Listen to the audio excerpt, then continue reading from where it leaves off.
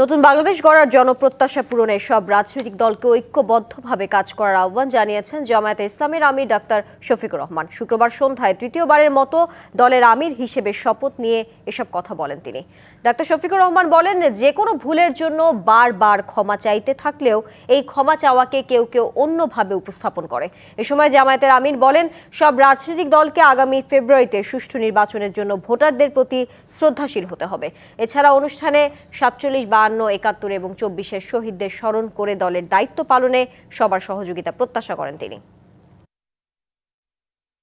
বাংলাদেশের সীমানার ভিতরে আসমানের নিচে যারাই জন্মগ্রহণ করবেন, যারাই বসবাস করবেন, আমাদের সংবিধান তাদের সকলকে তাদের সমান অধিকার নিশ্চিত করবে ইনশাআল্লাহ। আগামী ফেব্রুয়ারিতে নির্বাচন হওয়ার কথা। আল্লাহ তাআলার দরবারে দোয়া করি, আল্লাহ তাআলা তার বিশেষ ব্যবস্থাপনায় সীমাহীন দয়া করে একটা সুষ্ঠু নির্বাচনের জন্য ব্যবস্থা করে দেন।